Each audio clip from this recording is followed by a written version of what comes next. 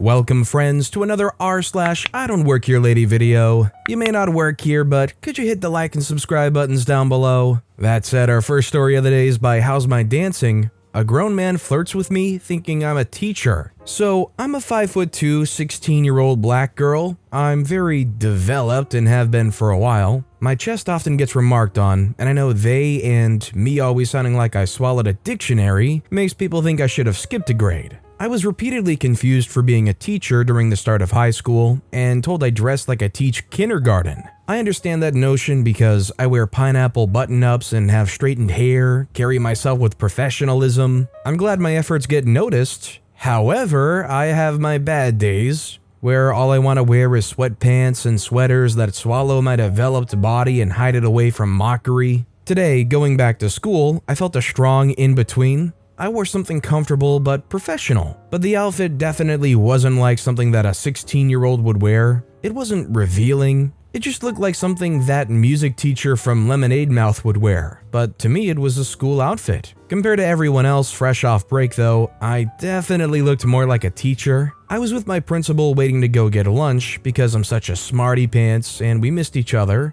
and was sitting with my legs crossed on my computer doing schoolwork. 3 adults come into the office. I have bad social anxiety, especially with adults, but I was only going to just tell them that the principal was in the bathroom and would be back soon. Only if I said that, they'd stay here and delay our lunch plans, so I asked them what they needed help with. They just needed to find the attendance office, directed them right to it, and they left. Hooray! I wait for the principal for a while and she isn't coming back, so I go to look for her. She's talking to the group of adults. Apparently, they're trying to enroll this kid. I see she's busy and go sit back down. She comes into the office and lets me order the food while she handles them. I wait a long time and get the call that the delivery is almost here. I am ready for pizza. I go to the front door and wait for the pizza man. On the steps is an older, tall Hispanic man with lots of curly hair. I always wished my hair could be that cool and curly, but it's not. I don't know how to explain the encounter we had, but basically he was smoking a cigarette and tried to hide it. I didn't understand why, but I guessed he was just joking around with me because he recognized me from earlier, not because he thought I was a teacher and I'd caught him smoking on school grounds. He started to joke around about if I was going to get him expelled. I was very confused at this point and said,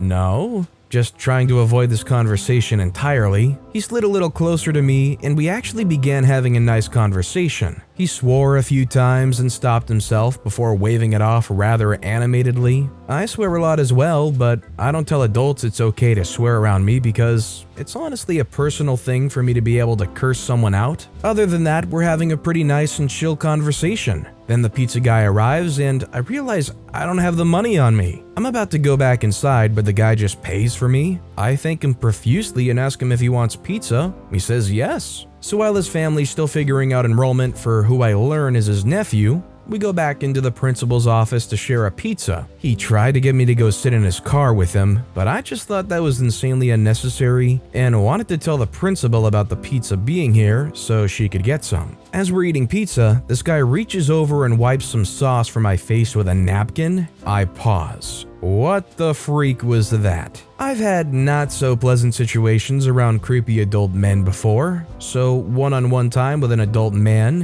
who had no reason to be giving me one-on-one time was bringing up unpleasant memories. If it isn't clear to you by now what's happening, it certainly wasn't clear to me either. I just thought this guy was a nice, innocent dude who just wanted to make conversation and get his nephew a friend who knew the school. Not that this guy thought I was a teacher and was flirting with me. I don't get many people flirting with me. I'm the flirter, jokingly. Anyway, I'm counting down and waiting for lunch to just end so I can go back to class and escape the situation without being awkward about it. When the bell rings, I tell the guy I have to go to my next class, and he asks for my number. It's not clicking just yet for me, but I'm a little creeped out. Still giving the benefit of the doubt and thinking he wants it for his nephew. I don't remember what I said, but it was a rejection of giving him my phone number. I guess he thought black girls like to be told twice and got up and got behind my chair. I was freezing up at this point. I didn't know what to do. I'd never been in a situation where someone was this aggressive before. He says something. I don't remember what it was because I was 2 seconds away from freaking diving over the table for the door. He tries to rub my shoulders, but I I scrunch up real good and slip out from under him. It's awkwardly silent as I just stare at him with a face between a smile and holding back a scream. What the freak? I just say he can have the pizza and I go to my next class. I got called by the principal before writing this, asking who he was because he'd come back, or never left,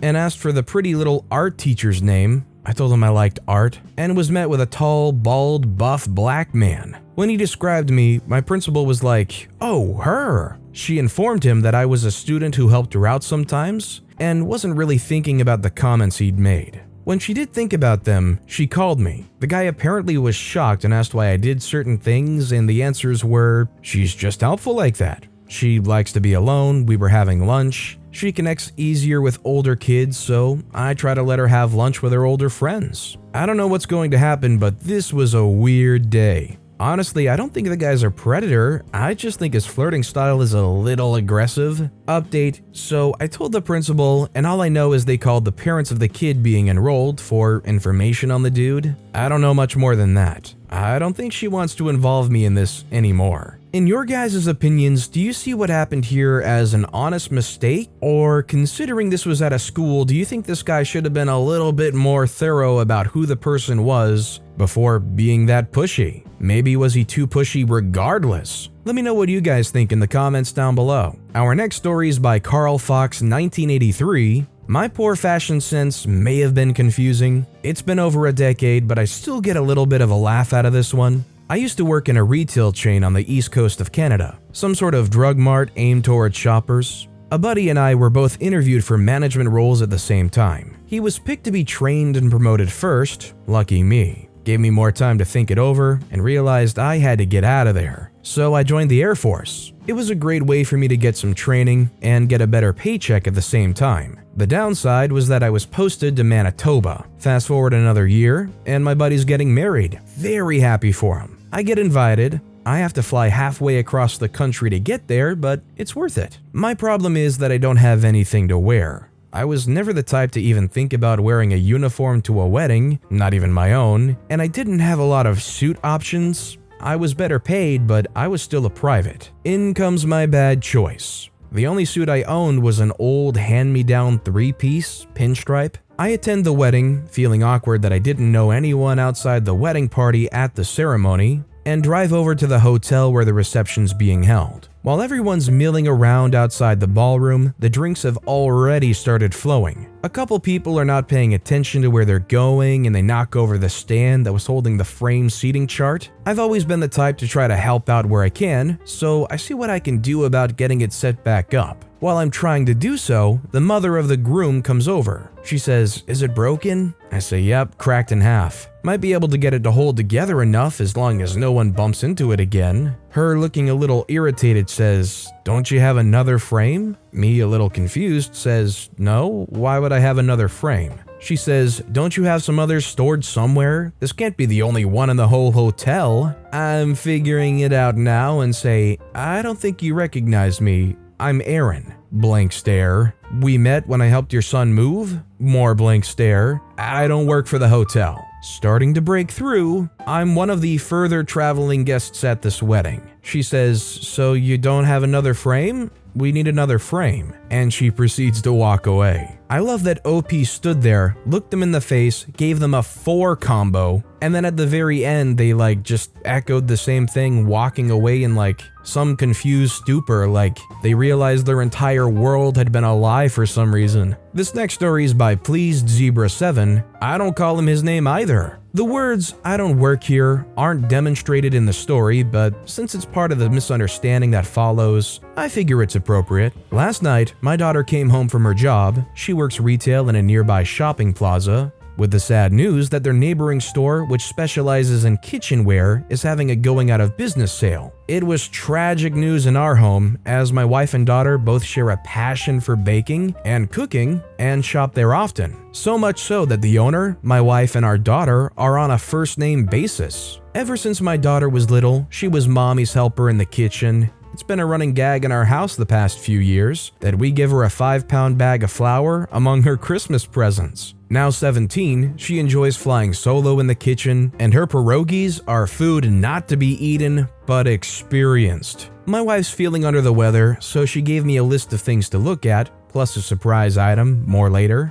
I agreed to meet my daughter at the store when she finished work. My daughter had gotten there a little early, and I was a little late leaving the house, so she'd already been in the store by the time I arrived. That's when the fun begins. I arrive at the store and find daughter chatting with nice store owner, commiserating over the store closing. Nice store owner was feeling sad and appreciated daughter's sympathy, so I decided to shop for a bit and let them finish their conversation. I had barely made it 20 feet before I was overwhelmed by some of the choices. Nearby stood a middle-aged woman who, even with a mask, you could tell wore a perpetual scowl that curdled milk in a 5-mile radius. So I turned towards daughter and said, "Hey, sweetheart, I have a question." The old lady said, "Sweetheart? That's not how you address a woman." At this point, daughter hears the kerfuffle and sprints over, knowing that the gene that allows one to suffer fools gladly is only present in my wife's DNA. Nice store owner wasn't with her, apparently having just begun ringing someone up. I say, "But she's..." Older lady talking over me, raising her voice, "You sexist, she has a name."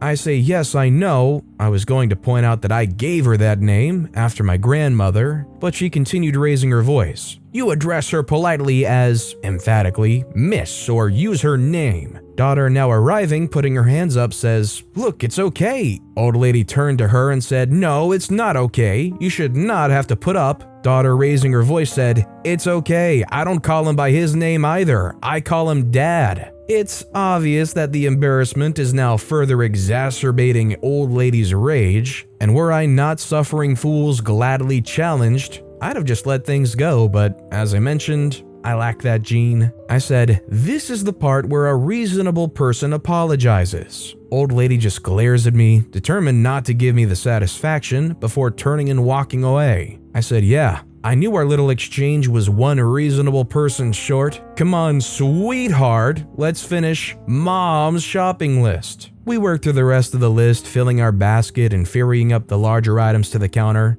There are no shopping carts. Thankfully, old lady had gone by the time nice store owner began ringing us up. I say to the store owner, "Oh, I forgot one thing." This is where the aforementioned surprise comes in. I hurriedly returned with a deluxe KitchenAid stand mixer that elicited a puzzled look from my daughter, as we already have one. Turning to my daughter, "This one's for you. Mom and I figure that someday when you have your own place, you'll have your first appliance." Cue misty eyes from my daughter. Nice store owner gave us an extra $50 off, which was yet another nice surprise. I think the best thing about this story is even though this old lady was a jerk and there was a kerfuffle, it ended up being such a nice moment, both reassuring the store owner and giving the daughter a misty-eyed emotional moment that I'm sure they'll look back on for a long time. That old grouch can't ruin that. And our final story of the day is by Beautiful City 928. Got free food for working in a job that I wasn't in. I was around 15 or so when this happened. My mother brought us somewhere far because of work. She had to make sure everything was going well in an event. Small celebrities came to talk and do stuff. Before the event, I was out of clean clothes and I didn't bring any spare clothes. My mother luckily was given spare staff t-shirts for the event, so I reluctantly had to wear the staff's t-shirt. After some time around noon, one of the staff needed help lifting boxes and equipment. She saw me and rushed towards me and asked for help. So I told the truth to the woman. I said, "I don't actually work for the event." She didn't believe me, probably because I was 5'10". She grabbed my arm and dragged me to the boxes and other stuff. I was free anyway, so I decided why not. I helped her out moving stuff here and there for quite some time. After the event was done, they gave out food to the staff, crew members that were involved in the event. I got it too, but she gave me 2 of them. They were already mostly done packing stuff up and ready to leave. I head back to my brother and handed him one of the food passes that I got, and we ate. Later, my mom found us and asked if we wanted to eat. I told her we already did. She asked, "What did we eat?" I proceeded to tell her what happened. She laughed and told others in the family, and they all laughed. We all packed up and went home. I mean, hey, if you're gonna do some free labor, at least they'll feed you, right? It's kind of like when you're moving and some of your buddies say, "Well, if you have some beer or whatever, maybe order us a couple pizzas, we'll come out and help you out." But with that being being said, that's all the time we have for today. So of all these stories I've read today, which is your favorite and why? Let me know in the comments down below. And if you haven't yet, if you could like and subscribe, that would mean a lot to me. Whatever you do, whether it's liking, subscribing, turning notifications on, all of it helps grow this channel and I appreciate the heck out of it. So until next time, I'll see you all tomorrow with some more stories.